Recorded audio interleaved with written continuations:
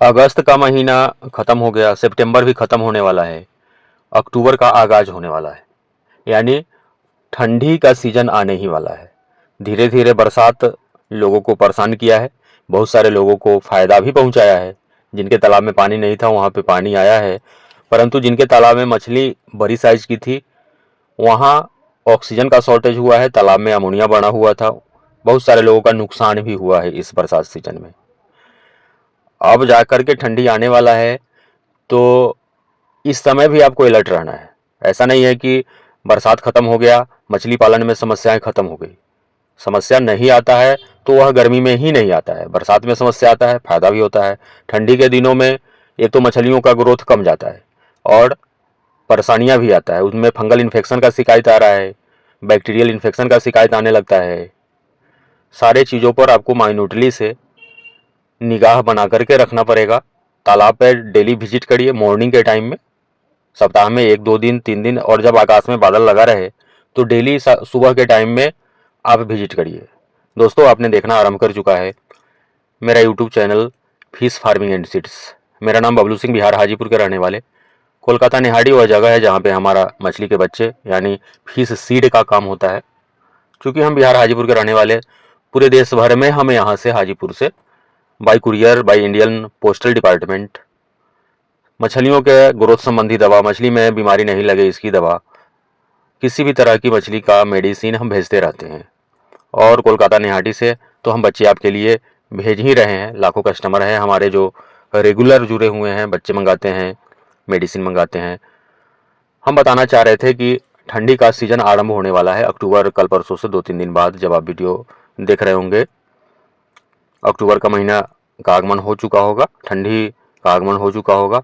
तो एक तो ठंडी के दिनों में मछली का ग्रोथ कम हो जाता है और दूसरा की बीमारी लगने की भी संभावना बढ़ जाती है। क्योंकि ठंडी के दिनों में आप की जो भी मछलियां हैं निचली लेयर में जाकर के, निचली सतह में जाकर के सारी की सारी मछलियां वहां पे इकट्ठी हो जाती है। कारण होता है कि ऊपर का टेम्परेचर ज़्यादा लो हो जाता है, ज़्यादा डाउन हो जाता है नीचे के बनिस्बत।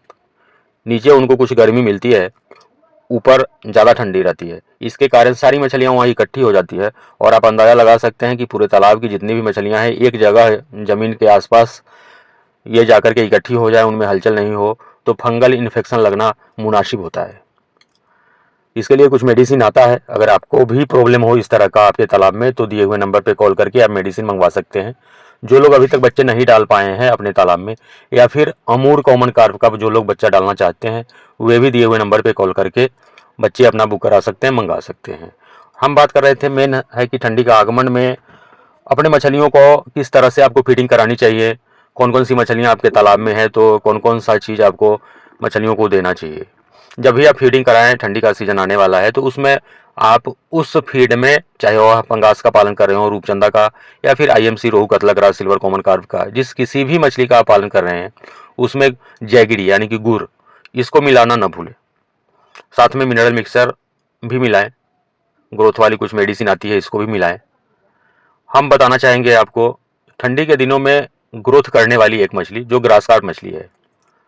ये ऐसी मछली है कि कड़ाके की ठंड में भी, यानी 15 दिसंबर से लेकर के 15 जनवरी तक जो कड़ाके का ठंड रहते हैं अपने इंडिया में, जिस जिस राज्य में मछली पालन होता है वहाँ पे, तो इस दौरान भी ये ग्रास कार्प मछली खाना खाती है। यानी कि इनको तो हरा चारा मुख्य रूप से, जब मछलियाँ आपकी 100 ग्राम से ऊपर हो गई हैं ग्रास कार्प वाली, तो इनको हरा चारा आप देना आरंभ कर देते हैं। और ठंडी के दिनों में हरे चारे के नाम पर जो आपको बहुत ही आसानी से उपलब्ध हो जाता है, वह सीजनल वेजिटेबल है, सीजनल सब्जियां हैं जो हम लोग उपयोग में लाते हैं।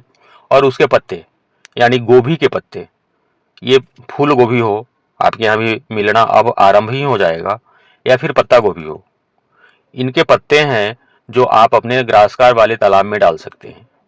बड़े चाव से खाती है ठंडी के दिनों में भी, और स्वाभाविक है जो मछली ठंडी के दिनों में भी भोजन नहीं छोड़ेगी, भोजन करते रहेगी, स्वाभाविक है कि उनका ग्रोथ आएगा ही आएगा। और जब हम गोभी के पत्ते के बारे में आपको बता रहे हैं और ग्रासकार मछली के लिए बता रहे हैं, जो लोग अपने तालाब में रूपचंदा का पालन करके रखे हैं, परंतु ये रूपचंदा और पंगास ऐसी मछली हैं कि अच्छे अच्छे किसान लोगों का हालत ख़राब कर देती है। जो लोग 10,000 अपने तालाब में रूपचंदा पाल के रखा है, पंगास पाल के रखा है, काफ़ी परेशानियों का सामना उनको करना पड़ रहा है दाना खिलाने के नाम पे। अनेकों दाना वाली कंपनियां हैं जो बेहतर ग्रोथ का वादा आपसे करती है, परंतु ग्रोथ आपको सही मिल नहीं पाता है। जिस अनुपात में आपसे कंपनियां पैसा लेती हैं, उस अनुपात में आपकी मछलियों का ग्रोथ नहीं हो पाता है। यहीं पे आदमी फंस जाता है और बहुत सारे लोगों का पॉकेट अलाउ नहीं करता है कि रूपचंदा को ज़्यादा डाल लेने पे किसी कहने के बहकावे में आकर के किसी कहने के अनुसार अपने तालाब में ज़्यादा बच्चे डाल लेते हैं और उनका पॉकेट अलाउ नहीं करता, वे दाना नहीं खिला पाते। उनके लिए हम बताना चाहेंगे, वैसे किसान के लिए, वैसे मछली फार्मर के लिए जो अपने आप को सक्षम नहीं पा रहे हैं कंपनी वाला दाना खिलाने में, तो आखिर आप जिंदा कैसे रखेंगे उनको ग्रोथ कैसे बढ़ाएंगे। तो ये जो ग्रास कार्प के लिए हमने बताया है, गोभी के पत्ते, सीजनल पत्ते हैं, इनको भी आप रूपचंदा वाले तालाब में डाल सकते हैं। ये ट्रिक आजमाया हुआ है, ये गोभी के पत्ते भी खा लेती हैं, इसमें कोई ये नहीं है। और न्यूट्रिशन काफ़ी ज़्यादा मिलता है गोभी के पत्ते में, क्योंकि यह नेचुरल चीज़ है। ऐसे रूपचंदा आपकी मांसाहारी मछली है, नो डाउट। इनको कंपनी वाला दाना ज़्यादा पसंद होता है। और नॉनवेज, बहुत सारे लोग नॉनवेज भी खिलाते हैं, लेकिन मेरे हिसाब से नॉनवेज नहीं खिलाना चाहिए रूपचंदा को। फिर भी किसान को जो अच्छा लगता है वो करते ही हैं। तो आप गोभी के पत्ते आजमा सकते हैं अपने रूपचंदा वाले तालाब में, खाएगी और ग्रोथ भी आएगी। वीडियो पर यहाँ तक बने रहने के लिए बहुत बहुत धन्यवाद। चैनल पर अगर नए होंगे सब्सक्राइब कर लेंगे। बहुत बहुत धन्यवाद।